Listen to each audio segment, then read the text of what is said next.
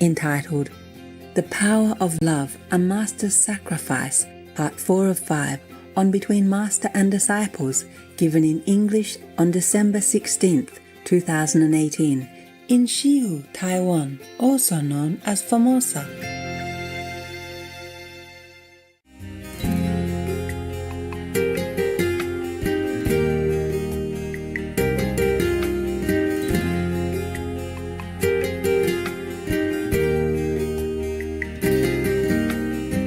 What was it then? You see that? That's a proof that I'm getting old. What? What was it before? Change the law. Change the law. Okay. Changing the law is not like, okay, I go to change the law because I'm the president. They will ask you why. Huh? What will the Philippines gain from it? Our people already need to have employment outside. Why do you want to take these helpless people, no home, no money, yeah? And you don't even know them, what are they going to do to our country, or whether or not they be good or, bad or anything. So it's not that easy, yeah? And then you also have your opposite position.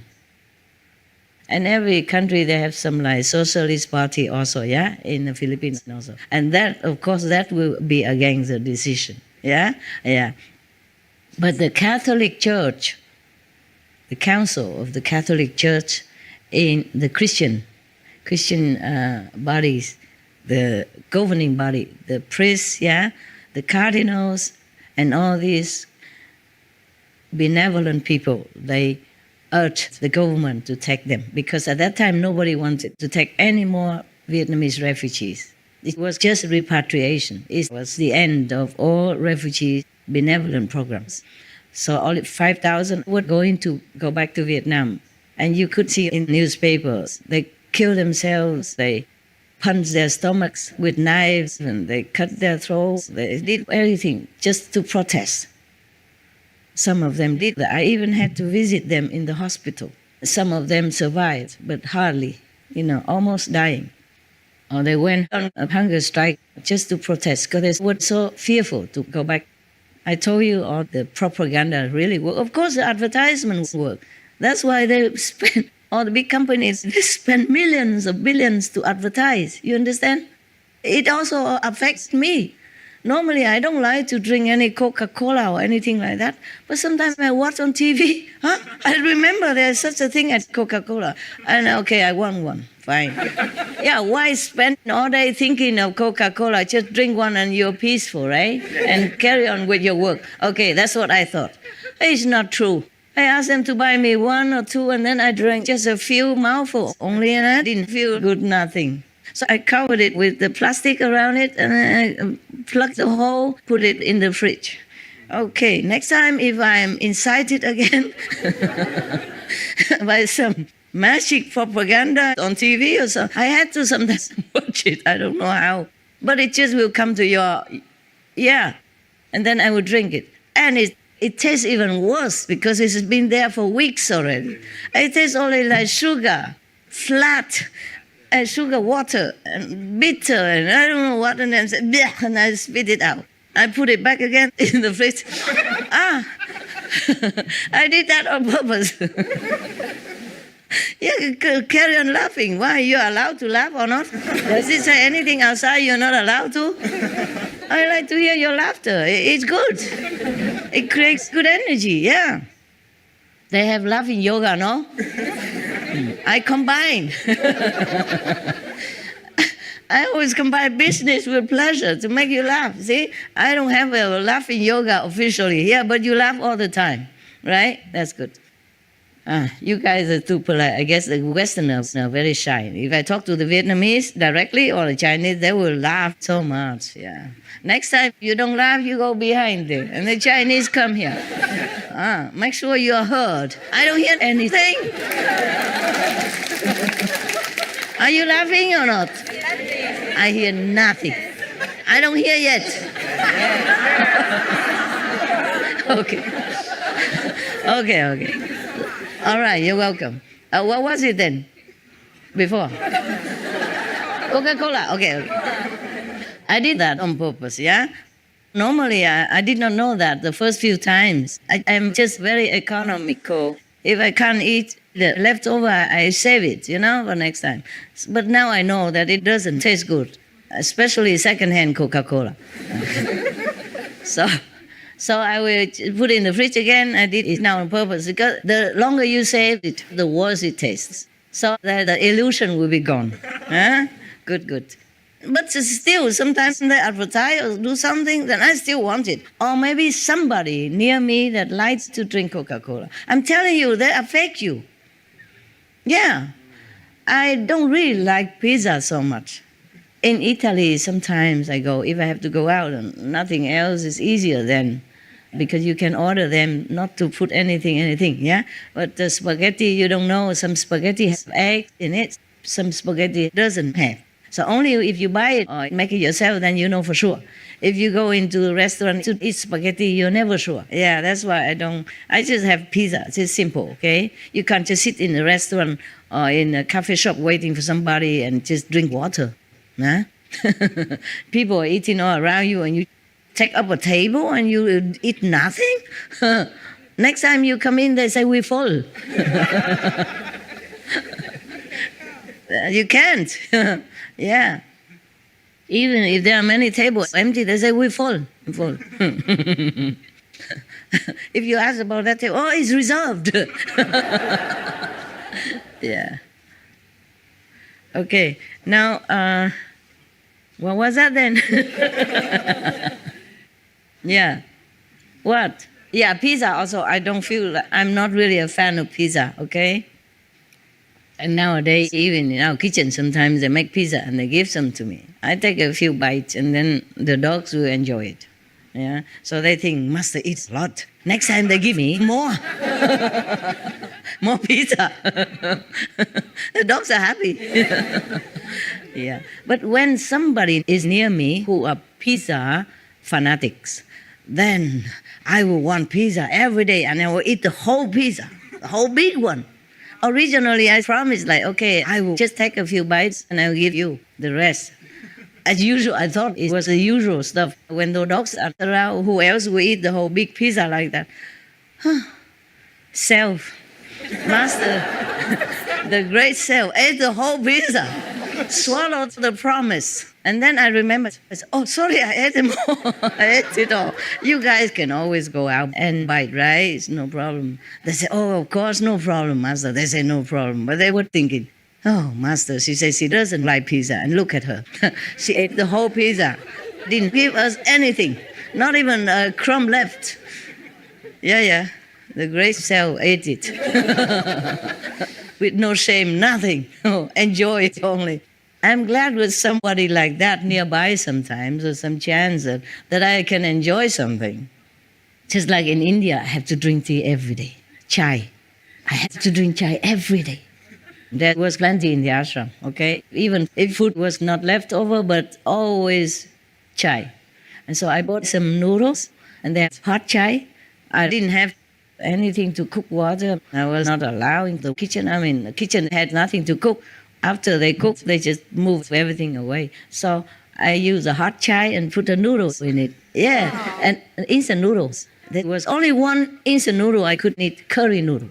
Only one. The rest were not vegan. And I put in there, covered it, my cup, in the chai, and then it took a longer time to soften, but it was softened. And it's still enjoyable. So if you go to India, you can do that. Yeah, good tip, huh? Yeah, that's how I survived. Because sometimes if I work and then I go into the dining room, nothing left. Or just a few pieces of salad that I didn't want. Okay. My God, I talk a lot, huh? From Vietnam to the Philippines to India. What was that before? You seem to always know everything. Huh? Coca-Cola pizza. Yeah. What I mean is the propaganda really works. Yeah. Propaganda or the energy of other people around you. Yeah. Because energy is energy. You can't forbid it to come to you, to come into your magnetic field. That's why some societies, they just go away from the hustle, bustle of the world and they just stay together, Like the Essenes society, like the Amish people, they don't interact too much with the world except what's necessary. They stay together. They keep their faith strong, their energy the way they want it. Huh? That's how monks and nuns orders came into realization, because they just want to be away. And if you want to be away, then you have to reorganize your life to downsize your expenses and your needs. Yeah? So the monks and nuns just wear simple, just one type of clothes, one or two pairs, and then if you can't have money, then you go begging for food or go taking some buds or some lotus shoot, something like that, to pass your time. And then you can use your time to be together with the like-minded, simple, spiritual, pure. But not everybody becomes a monk or nun really realizing what they are wanting. And they will go astray also. You see what I'm saying? Yeah? And then instead of following the purity of God devotion, they go astray and they become maybe somehow superstitious or doing this and this, mixing things. So it's not the same. And then the Maya will use their desire or their ambition to lead them astray. Yeah. On the retreat, maybe we have more time, I will read you that. I will explain and read all kinds of Maya that come to you, all kinds of devils that come and tempt you, and how you would become and how you can prevent it. Okay, from the Buddhist Surangama Sutra. That sutra is precious. It says that when the Dharma end in age and the Buddha passed away too long ago, then that Dharma will be the first to disappear. That's a sutra will be the first to disappear. That's a very precious one inside their Maha's advice. Inside many bodhisattvas, many of his top disciples, talking about which meditation method is the best, the most suitable for the great souls and the medium souls and the lower souls alike. I mean, low level spiritually. There's no such thing as low soul, high soul. It's just more awareness, okay? Higher awareness or medium awareness or lower awareness souls. That's what it is. The Buddha, of course, I told you before a long time ago, that after asking all of his top disciples and bodhisattvas which method, they all list their method of their first enlightenment. And then the Kuan Yin Bodhisattva, Kuan Yin, also listed this method, which is the hearing method. Yes. And then one of his top disciples, I can't remember the name now, and then summarized that and say, of course, still after all, the sound method, the hearing method, the reverting the hearing method is still the best, most suitable, and lasting, and most reliable. Because everything else, like if you rely on the nose, the smell to be enlightened, rely on the breath to be enlightened, everything else is not reliable. If there is no smell, then how are you going to practice? For example, like that, yes. And if there's no sensation of touching, yeah, then you cannot be enlightened, no? That's what the Buddhas and the Bodhisattvas were discussing in that sutra as well. So that sutra I like very much. It's compact with the method of enlightenment, the best one, the most reliable and the quickest, and combines also how to recognize if you are going astray and why you are going astray and how you can rescue yourself. Yeah. Okay? Retreat. If you come, I will have more time to read it and explain it to you. Okay? Yeah. Right now. Oh, the Buddha is nowhere to be seen. Poor Buddha. Oh, God.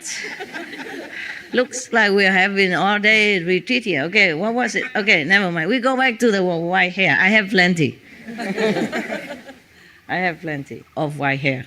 But I didn't have to wait for the white hair to remind me. I didn't have to live 84,000 years in order to know that.